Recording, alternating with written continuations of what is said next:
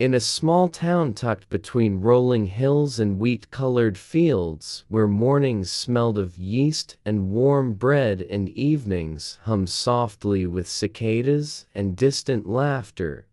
there lived a quiet teenager named Elias who worked after school in his mother's modest bakery, a narrow, time-worn shop with wooden shelves smoothed by decades of use and a bell above the door that rang with a tired but familiar sound. A place that had once been famous for loaves so light they seemed to breathe and pastries so comforting that people claimed they could taste childhood in every bite. Yet over the years, the bakery had lost its magic, not because the ovens failed or the recipes were forgotten, but because something invisible had slowly faded, something neither Elias nor his weary mother could name. And every afternoon Elias rolled up his sleeves, dusted his hands with flour,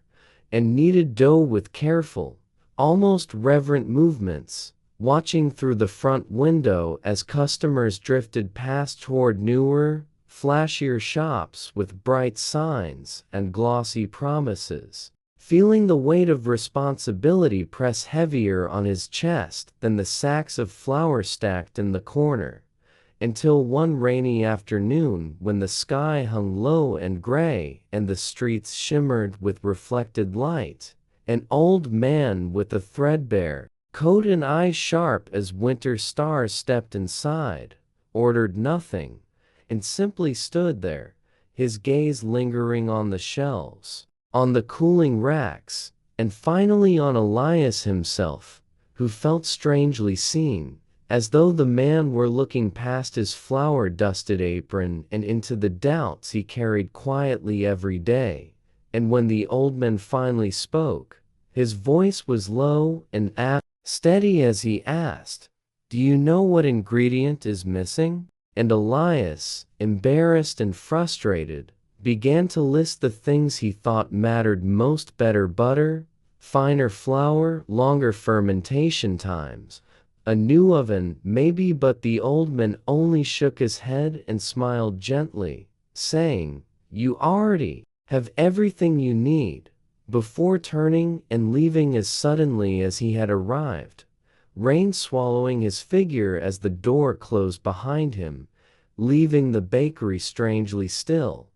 And only later did Elias notice the small notebook bound in cracked leather resting on the counter, its cover warm as if it had been held for years, its pages blank except for a single handwritten line on the first page that read, "Bake as if someone you love will taste it," words that felt too simple to matter, and yet followed Elias home that night, echoing in his thoughts as he lay awake listening to rain drum against the roof, remembering how his mother once sang while baking, how she laughed when dough stuck to her fingers, how customers used to linger not just to buy bread but to talk, to share stories, to feel connected. And the next day, moved by something he could not fully explain, Elias decided to try again, not by changing the recipe, but by changing himself,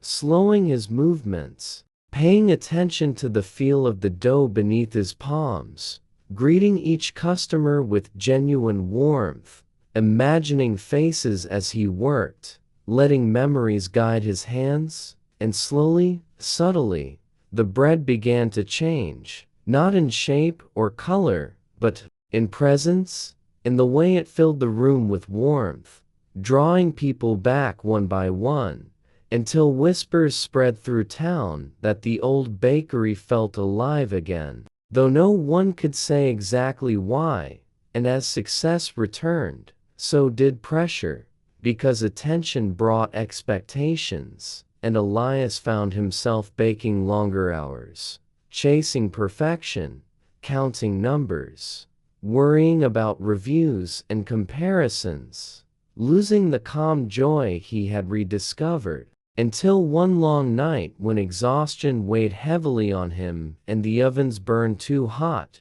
ruining an entire batch, and Elias, angry and overwhelmed, slammed his fist on the counter, tearing the old notebook in frustration,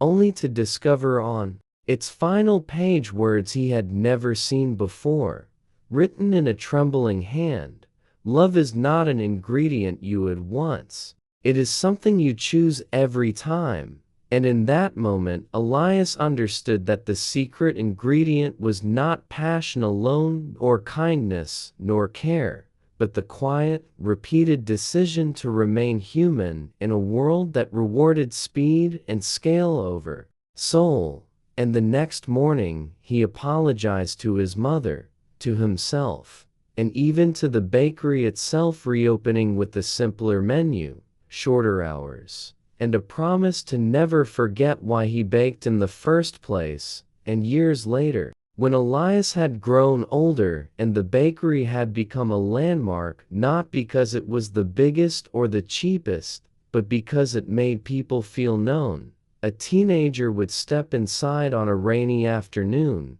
lost and uncertain, and Elias would smile knowingly, slide a warm loaf across the counter, and say softly, "Everything you need is already here," passing on the lesson that success without meaning is hollow, that craft without care is empty,